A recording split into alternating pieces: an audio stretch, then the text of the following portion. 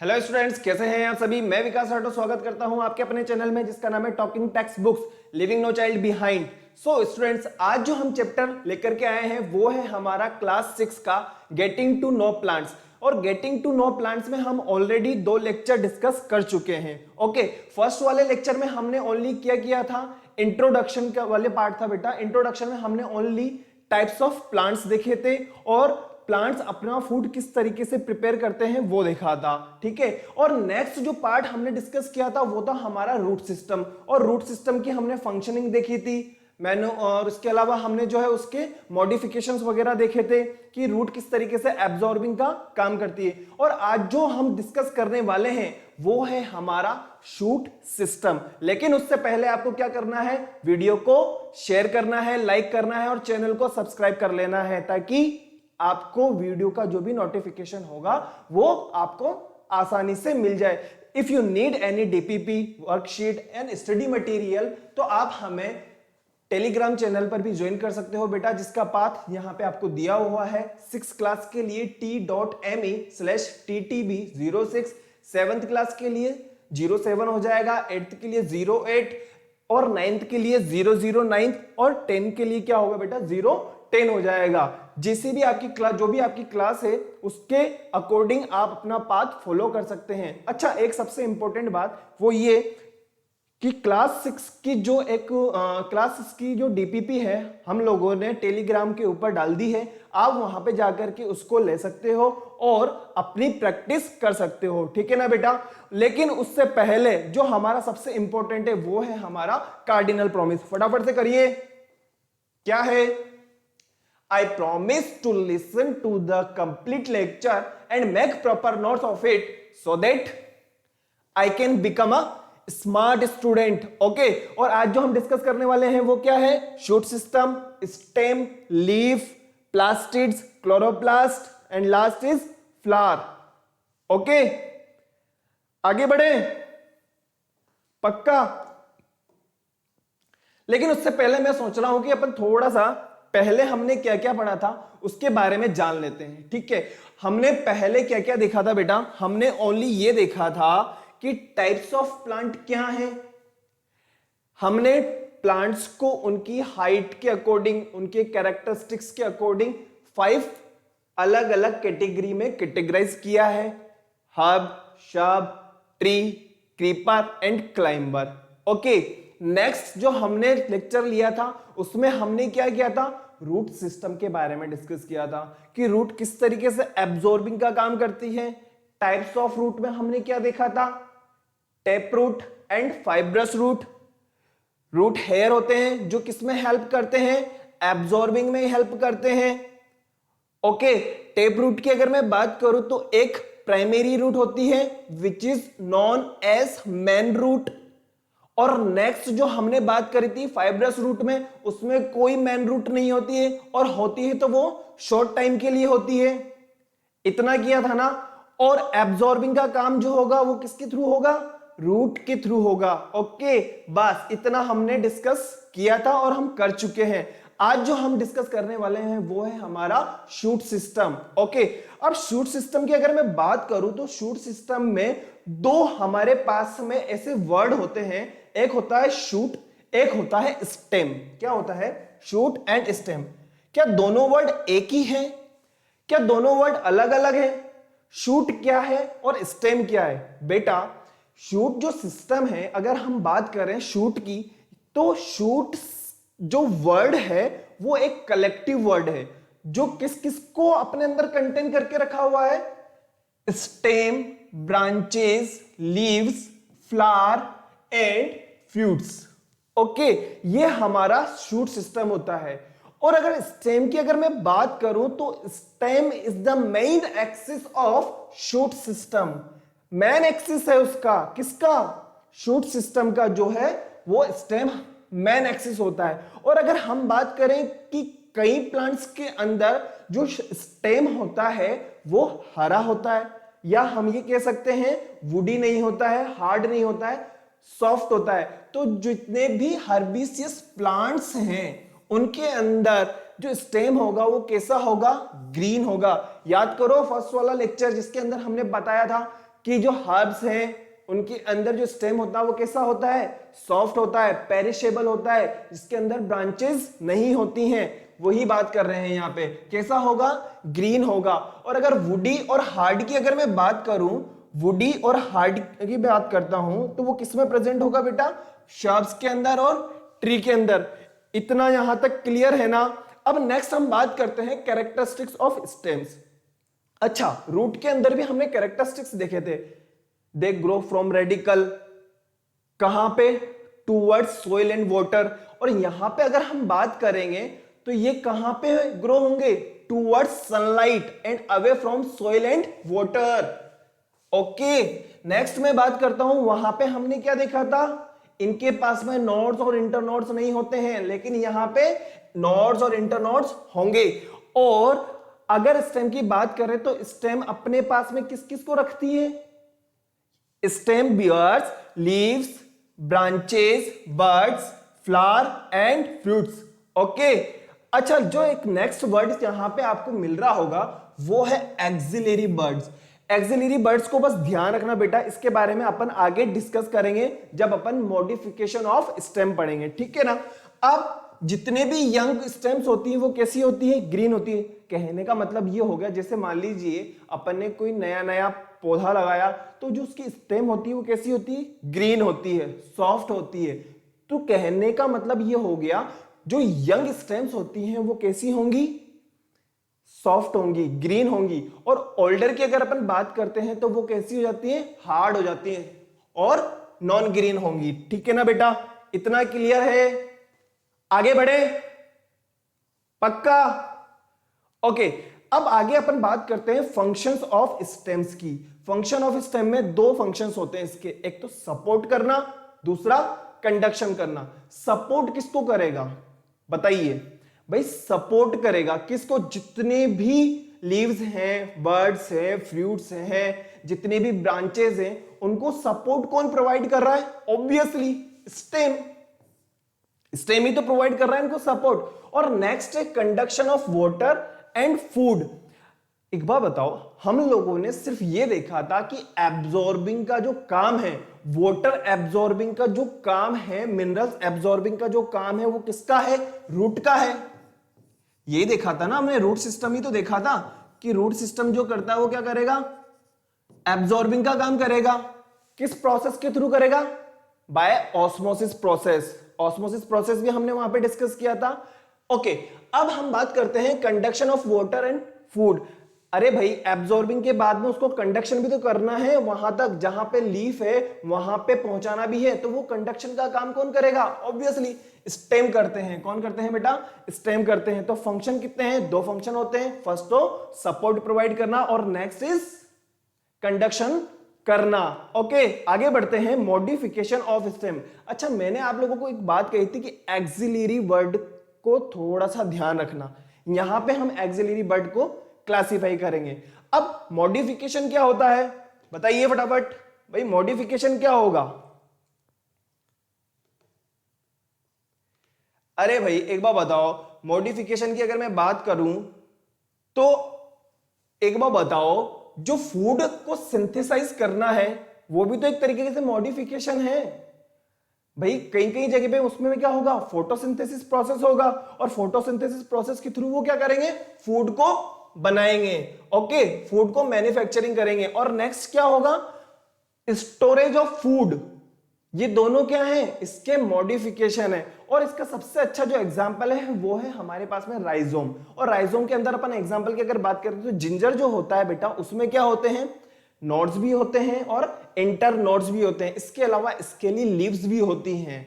Okay, जो swell up होने के बाद में एक स्ट्रक्चर हमें नजर आती है, this is known as ginger. देखिए यहां पे आप, ये जो चीजें हैं, जो स्ट्रक्चर आपको नजर आ रही है, इसे क्या कहा जाएगा, नोड्स। क्या कहा जाएगा, नोड्स।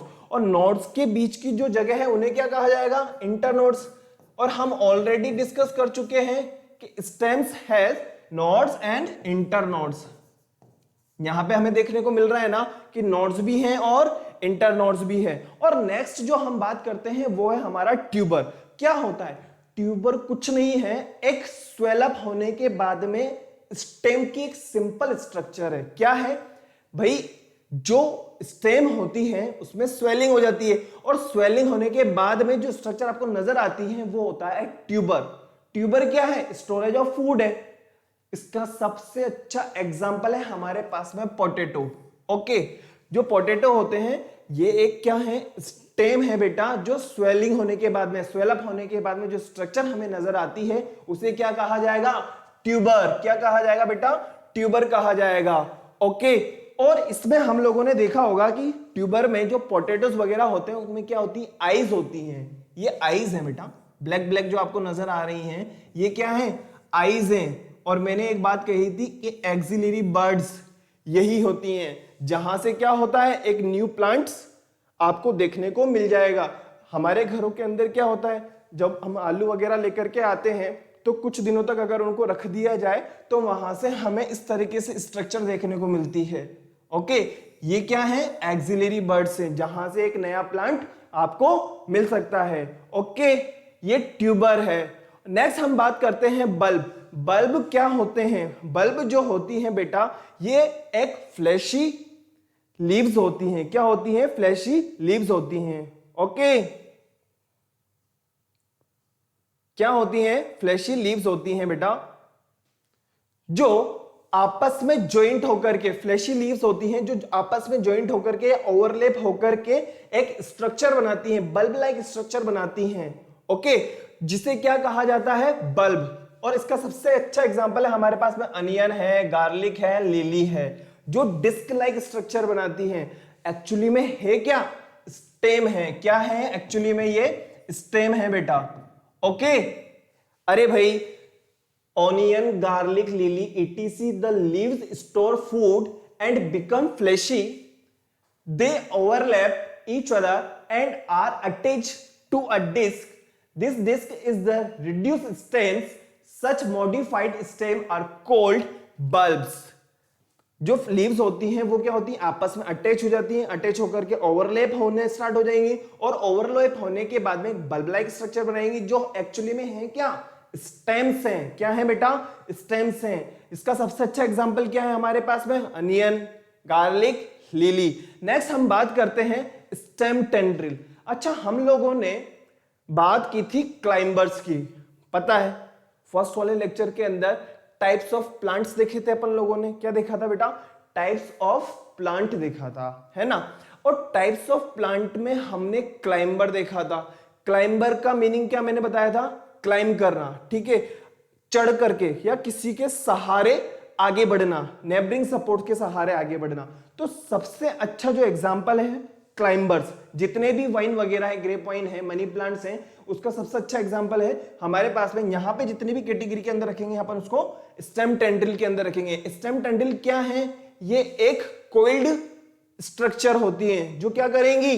किसी भी थ्रेड के सहारे, किसी भी डोर के सहारे, किसी भी वुड के सहारे आगे बढ़ती जाती हैं। This phenomena is known as stem tendril. Next हम बात करते हैं, देखिए आप यहां पे अच्छे से देख भी सकते हैं कि स्टेम आपने देखा होगा इस तरीके से जो वाइन वगैरह होती है वो आगे बढ़ती जाती है एक दूसरे के सहारे सहारे, देखा होगा आप लोगों ने, जितनी भी बेल वगैरह हम बात करें।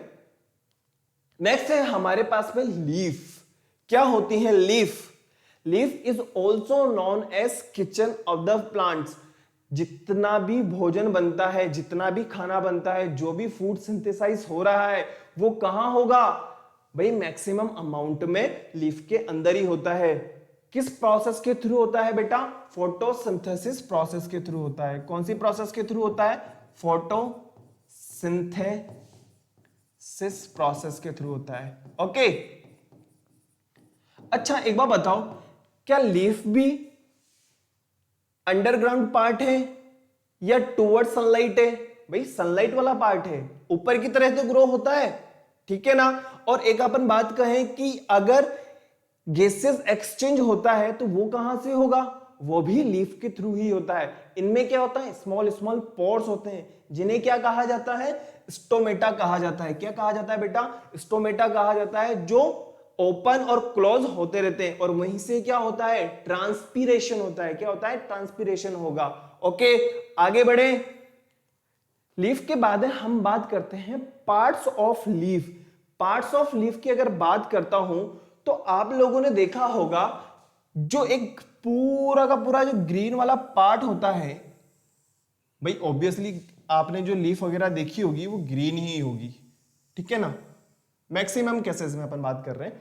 तो ये जो ग्रीन पार्ट है इसे क्या कहा जाएगा? लेमिना कहा जाएगा। क्या कहा जाएगा बेटा? लेमिना कहा जाएगा। The broad green part of the leaf is called lamina. Okay, और हम बात करते हैं ये वाले पार्ट की जो यहां पे किससे अटैच होगा? ऑब्वियसली स्टेम वगैरह होगी यहां पे, या स्टेम की कोई ना कोई ब्रांच होगी। इस वाले पार्ट को क्या कहा जाएगा?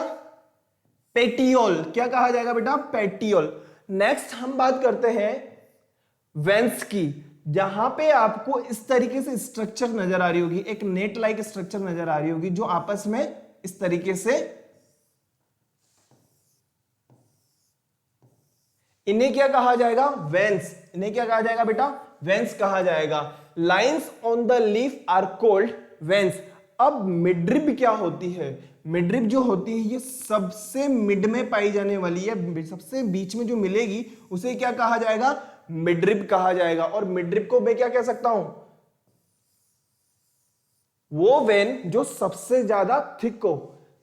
A thick when in the middle of the leaf is called midrib. Okay, यही पार्ट्स होते हैं लीफ के बेटा। और इनमें क्या होता है? बीच बीच में छोटे छोटे पोर्स होते हैं। क्या होते हैं? छोटे छोटे पोर्स होते हैं जिन्हें क्या कहा जाता है? स्टोमेटा। क्या कहा जाएगा? स्टोमेटा। और स्टोमेटा क्या होते हैं? क्लोज होते रहते हैं और ओपन होते रहते हैं। क्लोज होते रहेंगे, ओपन होते रहेंगे, क्लोज होते रहेंगे, ओपन होते रहेंगे। और यहीं से क्या होता है? गैसियस एक्सचेंज होती है और ट्रांसपीरेशन होगा।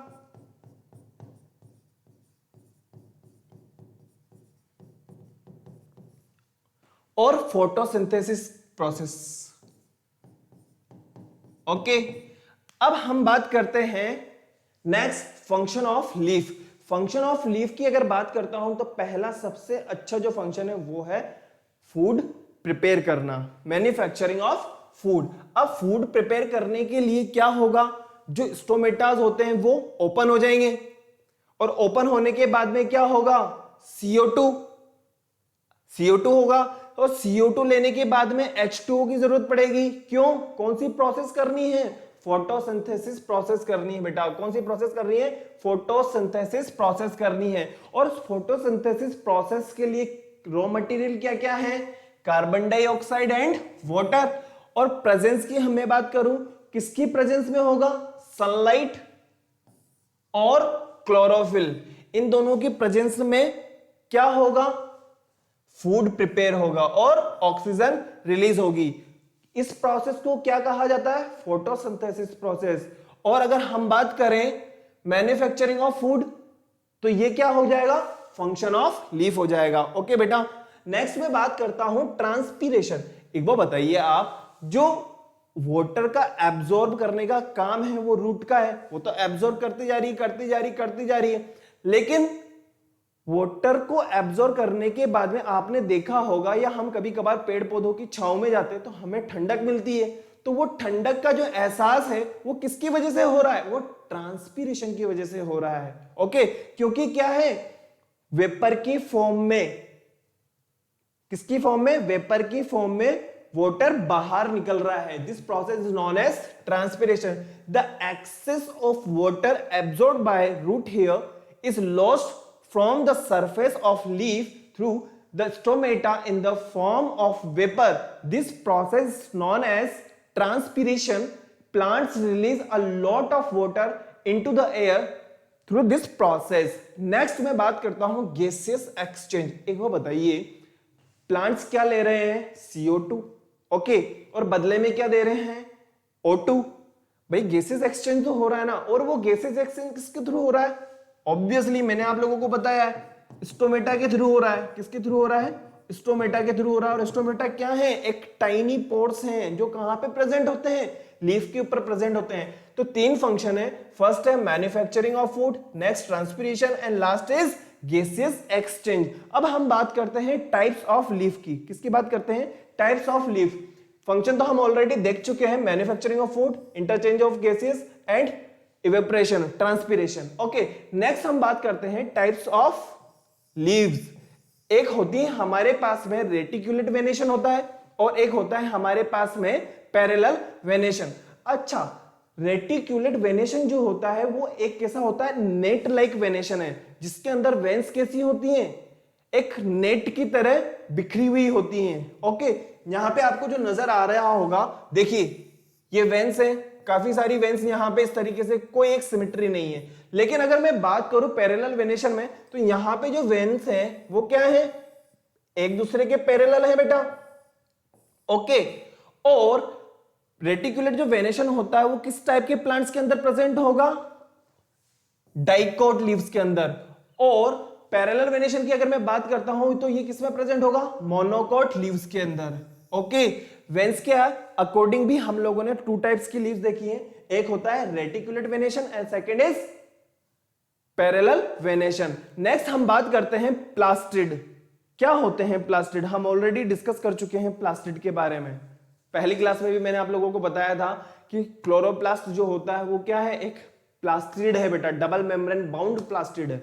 ओके, फटाफट से एक बार देखिए,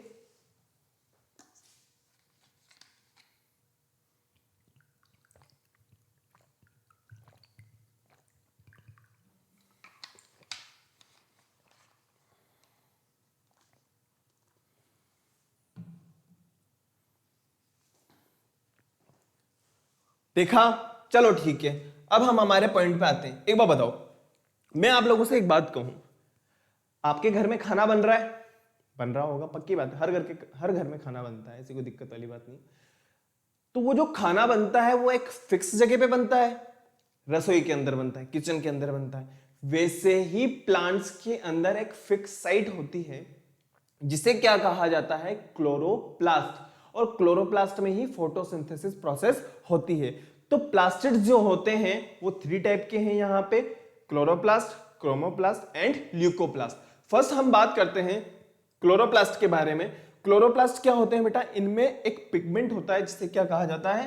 क्लोरोफिल कहा जाता है। क्या कहा जाता है? क्लोरोफिल। और क्लोरोफिल में क्या होते हैं? क्वांटाजोम्स होते हैं। क्या होते हैं? क्वांटाजोम्स होते हैं। और क्वांटाजोम्स कितने होंगे? 230 होंगे। और ये हमेशा किसमें प्रेजेंट होंगे?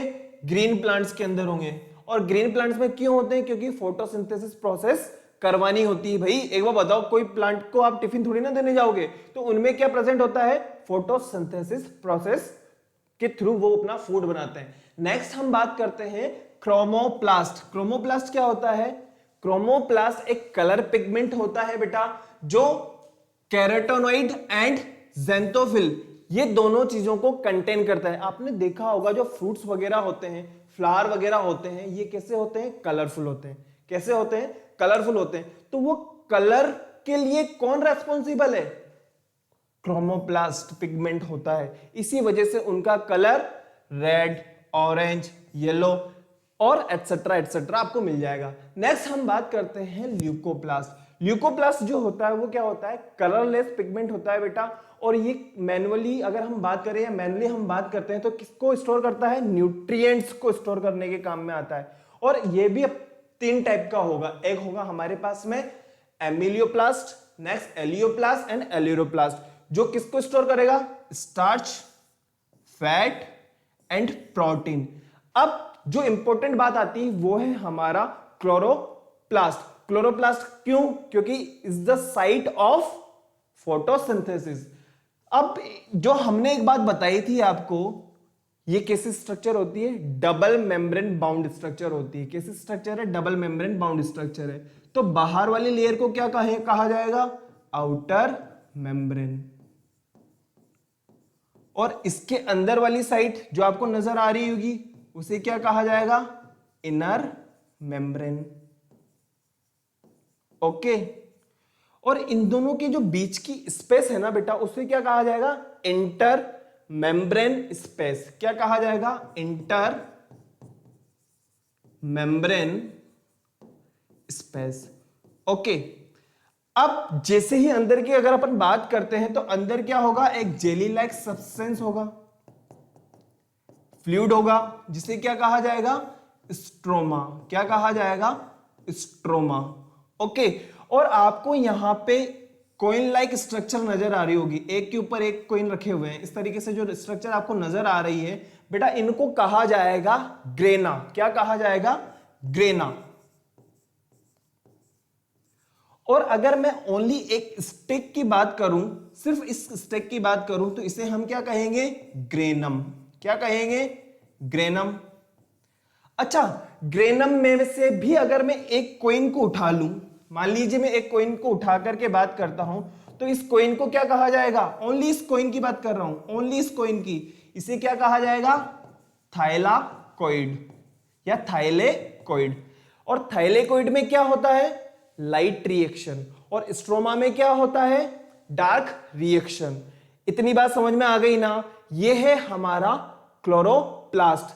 ओके, नेक्स्ट हम बात करते हैं क्रोमोप्लास्ट। क्रोमोप्लास्ट क्या होता है, कलर पिगमेंट होता है, जो कलर के लिए रेस्पॉन्सिबल होता है। हम ऑलरेडी इसके बारे में डिस्कस कर चुके हैं। और नेक्स्ट जो है हमारा वो है ल्यूकोप्लास्ट। ल्यूकोप्लास्ट क्या होता है, ये कलरलेस पिगमेंट होता है या कलरलेस प्लास्टिड होता है, जो किसके लिए यूजफुल होता है, स्टोरेज के लिए। और इसकी अगर अपन टाइप्स की बात करें तो पहला है एमिलोप्लास्ट, जो किसको स्टोर करने के लिए काम आएगा बेटा, स्टार्च में। नेक्स्ट हम बात करते हैं एलियोप्लास्ट, जो किसको स्टोर करता है, फैट एंड इसेंशियल ऑयल।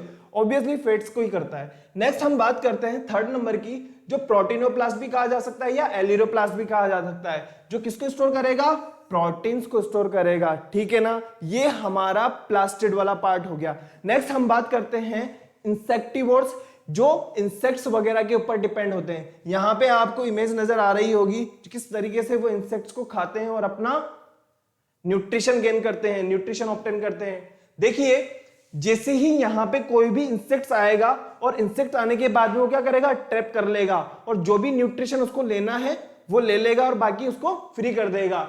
और यहाँ पे जो एग्जांपल है हमारे पास है, अगर हम बात करें फ्लाई ट्रैप है, पिचर प्लांट्स है, ब्लैडर है, ये सभी क्या होते हैं, इंसेक्टिवोर्स प्लांट्स होते हैं बेटा। नेक्स्ट हम बात करते हैं फ्लावर।